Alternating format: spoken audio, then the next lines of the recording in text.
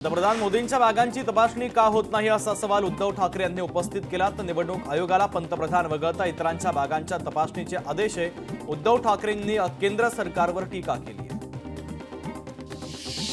राहुरी मतदारसंघामध्ये प्रसाद तनपुरेंची कार्यकर्त्याला धमकी देण्यात आली। अण्णासाहेब पाचकर या कार्यकर्त्याला तनपुरेंच्या विरोधात गेलात तर पुढचा विचार करा अशी धमकी देण्याने कार्यकर्त्यांमध्ये आता भीतीचं वातावरण निर्माण झालं।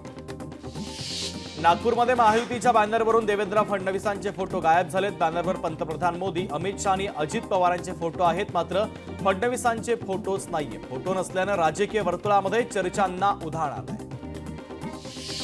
उल्हासनगरमध्ये महिला बचत गटाकडून रांगोळीच्या माध्यमातून मतदानाच्या संदर्भात जनजागृती केली जाते। महापालिका प्रवेशद्वाराच्या जवळ बचत गटाच्या महिलांनी भव्य रांगोळ्या काढून मतदान जनजागृती विषयी संदेश दिला। शिवसेना शिंदे पक्षाचा नवी मुंबई जिल्हाध्यक्षपदी किशोर पाटकरांची नियुक्ती करण्यात आली। बेलापूर विधानसभा क्षेत्रामध्ये किशोर पाटकर हे जिल्हाध्यक्ष राहणार असून ऐरोली विधानसभेसाठी अद्याप कोणाचीही नियुक्ती झालेली नाहीये। महाराष्ट्रामध्ये महाविकास आघाडीला 180 जागा मिळतील असा विश्वास विजय वडेट्टीवारांनी व्यक्त केला। तर काँग्रेस उमेदवार सुभाष धोटे यांच्या प्रचार सभेत बोलत असताना महाविकास आघाडीचंच सरकार येईल असा विश्वास विजय वडेट्टीवार यांनी व्यक्त केला। भिवंडीमधील परा विद्यालय आणि कनिष्ठ महाविद्यालयातील शिक्षक आणि विद्यार्थ्यांनी एकाच वेळेस मतदान जनजागृतीची शपथ घेतली। यावेळेस विद्यार्थी आणि शिक्षक मोठ्या संख्येने उपस्थित होते। विद्यार्थ्यांनी आपल्या पालकांना आवर्जून मतदान करण्यासाठी आवाहन केलं। प्रफुल्ल पटेल फक्त गोंदिया जिल्ह्यामध्ये फिरतात, ते आता राष्ट्रीय नेते राहिले नाहीत। नाना पटोले यांनी नाव न घेता प्रफुल्ल पटेलांवर टीका केली। मी महाराष्ट्र दौरा करतोय, मात्र अजूनही मतदारसंघामध्ये गेलो नाही असं नाना पटोले यांनी म्हटले।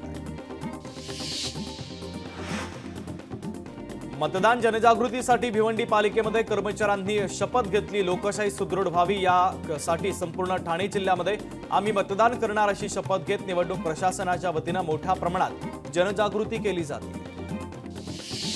राज्यात महाविकास आघाडीची सत्ता येणार ही काळ्या दगडावरची पांढरी रेघ आहे असा ठाम विश्वास माजी मंत्री अमित देशमुखांनी व्यक्त केला।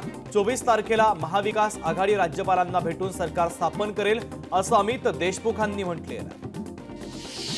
हिंगोली जिल्ह्यामध्ये मतदानाची टक्केवारी वाढवण्यासाठी प्रशासनाच्या वतीने जनजागृती मोहीम राबवण्यात आली। शहरामध्ये मतदान जनजागृती संदर्भात पोस्टर लावण्यात आले असून या पोस्टरवर चला मतदान करूया अशा आशयाचे पोस्टर झळकलेले आहेत। भाजपच्या नेत्या पंकजा मुंडेंच्या बॅगची तपासणी करण्यात आली। निवडणूक आयोगाच्या पथकाकडून पंकजा मुंडेंच्या बॅगची तपासणी करण्यात आली आणि हेलिकॉप्टरची देखील तपासणी करण्यात आलेली आहे। पूर्व नागपूरचे शरदचंद्र पवार पक्षाचे उमेदवार दुनेश्वर पेठेंच्या समर्थनार्थ विरोधी पक्षनेते विजय वडेट्टीवार, सुनील केदार यांच्यासह रोहित पवार मैदानात उतरलेत। नागपूरची लढाई स्वाभिमानाची आणि निष्ठेची असल्याने यंदा जनतेनं परिवर्तन करणं गरजेचं आहे असं यावेळेस नेत्यांनी मतदारांना आवाहन केलं। शिवाजी पार्कमधील 17 नोव्हेंबरच्या सभेसाठी मनसे आणि ठाकरेंच्या शिवसेनेकडून पालिकेकडे अर्ज करण्यात आले आहेत। मनसेकडून पहिल्यांदा अर्ज केल्यामुळे मनसेला मैदान मिळण्याची शक्यता आहे। भाजपकडून माझा बूथ सर्वात मजबूत अभियान घेतलं जातंय। पंतप्रधान मोदी भाजपच्या 1 लाख बूथ प्रमुखांशी संवाद साधणार आहे, तर नमो ॲपच्या माध्यमातून ऑनलाईन पद्धतीने ते संवाद साधणार आहे। नवनीत राणा आणि रवी राणा यांची भाजपमधून हकालपट्टी केली पाहिजे अशी भाजपचे माजी आमदार तुषार भारतीय यांनी मागणी केली। आम्हाला वेगळा न्याय आणि त्यांना वेगळा न्याय का असा सवाल त्यांनी उपस्थित केला।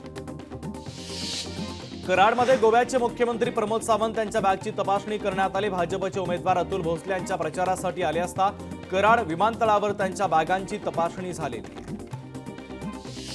रत्नागिरीमध्ये आदित्य ठाकरे यांच्या बॅगांची तपासणी करण्यात आली। दापोलीमध्ये हेलिपॅडवर आदित्य ठाकरे यांच्या बॅगांची तपासणी करण्यात आली।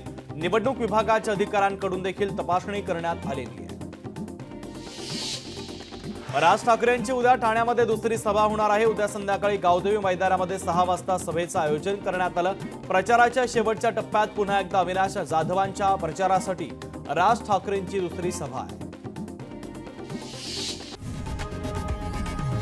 लोकशाही मराठी ऐका, पहा, जागरूक रहा।